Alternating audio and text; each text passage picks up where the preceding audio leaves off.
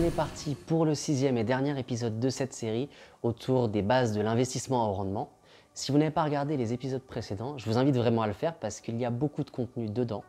Aujourd'hui, on va voir à nouveau 5 clés qui sont absolument incontournables pour réussir dans ce domaine. Clé numéro 26, diversifier. Ça, c'est vraiment la base de l'investissement à haut rendement, mais de l'investissement aussi en général. Faites vraiment attention à respecter ce point-là parce que sinon vous n'allez pas réussir dans l'investissement. Ne mettez jamais les œufs dans le même panier et ça même si vous êtes très confiant sur un business, que vous avez un bon feeling et que les résultats sont au rendez-vous depuis un bon moment. Ne le faites pas parce que c'est vraiment une erreur qui va vous coûter cher. J'ai déjà fait l'expérience de faire all-in sur un business, j'ai tout mis et ça a mal tourné et là c'était extrêmement dur psychologiquement, c'était très frustrant parce que c'était tout ce que j'avais dans l'investissement et j'avais plus rien qui me rapportait à côté.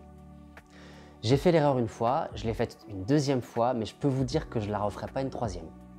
Investir tout au même endroit, c'est vraiment un coup de poker et c'est hyper dangereux. Mais finalement, si votre seule source de revenus, c'est votre salaire, que vous soyez entrepreneur ou dans le salariat, eh bien ça peut là aussi être très dangereux. Alors évidemment, ce n'est pas aussi dangereux que si vous êtes dans l'investissement au rendement, mais si ça se passe mal, parce qu'il y a une galère comme le Covid, le licenciement ou autre, ça peut être très compliqué. Il y a une citation de Warren Buffett qui illustre parfaitement ça. Si votre seule source de revenus, c'est votre salaire, vous êtes à un pas de la pauvreté. Alors si c'est votre cas, pensez-y. L'avantage, c'est que si vous avez plusieurs sources de revenus, quelles qu'elles soient, s'il y en a une où ça se passe mal, que ce soit un business qui crache, eh bien vous avez les autres pour compenser. C'est simple, c'est basique et pourtant c'est primordial. Clé numéro 27, soyez sélectif. Évidemment, diversifier c'est une clé qui est incontournable dans l'investissement, mais mieux vaut avoir peu de business qui sont fiables et qui fonctionnent bien qu'en avoir une tonne qui sont voués à se cracher à tout moment.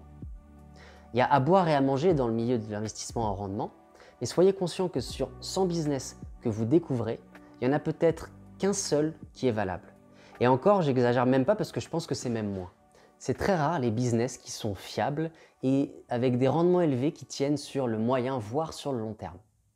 Ne vous jetez surtout pas sur tout ce qui bouge avec comme objectif absolu d'être diversifié.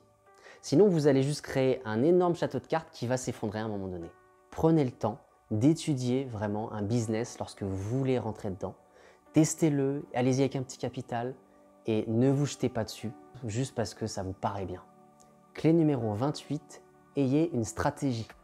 C'est hyper important d'avoir un plan de base pour savoir où vous allez. Posez-vous la question, comment est-ce que je répartis mes fonds? Le but, c'est vraiment de savoir qu'est-ce que vous mettez dans tel business et de manière à ce que ça soit équilibré. Idéalement, je trouve que c'est bien de ne pas avoir plus de 30% par business. Alors, évidemment, c'est plus simple quand on a plus de fonds pour faire une répartition qui ressemble à quelque chose. Personnellement, j'évite même d'avoir souvent plus de 15-20% par business. Posez-vous aussi la question, qu'est-ce que je fais concernant mes dépôts et mes retraits? Est-ce que j'investis une partie de mon salaire chaque mois? Est-ce que je fais un retrait sur tel business lorsque j'ai fait 50% de bénéfices? Lorsque j'ai fait x2? À quel moment je recharge? Soyez vraiment au clair avec ce que vous faites, ce que vous comptez faire dans l'investissement et surtout, tenez-vous-y.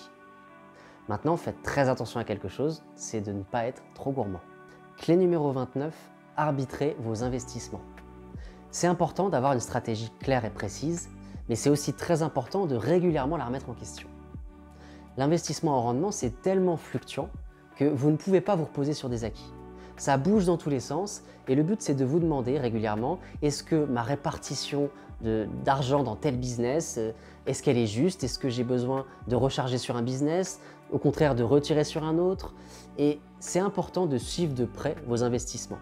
Même si c'est du passif et que vous n'avez pas à travailler pour gagner de l'argent, plus vous allez être près de vos investissements, vraiment vous rendre compte de ce qui se passe à l'intérieur, plus ça sera facile de faire des choix intelligents. L'arbitrage de vos investissements, ça peut se comparer à un jeu d'échecs. À chaque tour, vous avez besoin de remettre en question votre stratégie pour voir s'il n'y a pas une manière plus intéressante d'optimiser vos choix. Ça, c'est une partie moi que j'aime beaucoup parce que ça m'amuse, c'est quelque chose où je prends beaucoup de plaisir parce que pour moi, c'est comme un jeu. Le but évidemment, c'est d'être le plus malin possible et de ne jamais se reposer sur ses acquis en se remettant constamment en question. On passe maintenant à la dernière clé de toute cette série de vidéos. C'est la clé numéro 30 et c'est peut-être finalement la plus importante. Détachez-vous du comment. Jusque-là, je vous ai beaucoup parlé du comment faire pour bien vous en sortir dans vos investissements. Mais la vie, elle est pleine de surprises et on n'a aucune idée de comment ça va se passer et encore moins du chemin qu'on va devoir emprunter pour arriver à tel ou tel endroit. Il y a 2 ans, j'avais aucune idée qu'aujourd'hui, je serais en Andorre en train de vous faire une vidéo. Et pourtant, c'est bien le cas. Restez focus sur 2 choses. Sur votre quoi, c'est-à-dire votre objectif, et sur votre pourquoi, sur ce qui vous anime. Et le comment vous allez réussir à atteindre vos objectifs, ça, vous le laissez à l'univers. C'est lui qui va savoir exactement par quoi vous devez passer, quelles rencontres vous avez besoin de faire et par quelles étapes vous allez devoir passer pour arriver à ce que vous voulez réellement. Ce que je vais vous dire maintenant, c'est ce qu'il y a de plus important dans toute cette série de vidéos. Soyez attentif à vos pensées.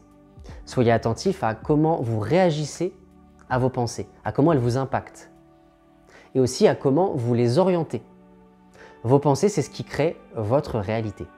Faites également en sorte d'entretenir le plus souvent possible votre certitude absolue que vous allez atteindre l'objectif que vous êtes fixé. Faites aussi en sorte d'entretenir la vibration la plus élevée possible. Et pour ça, faites en sorte de vous sentir le mieux possible tout le temps.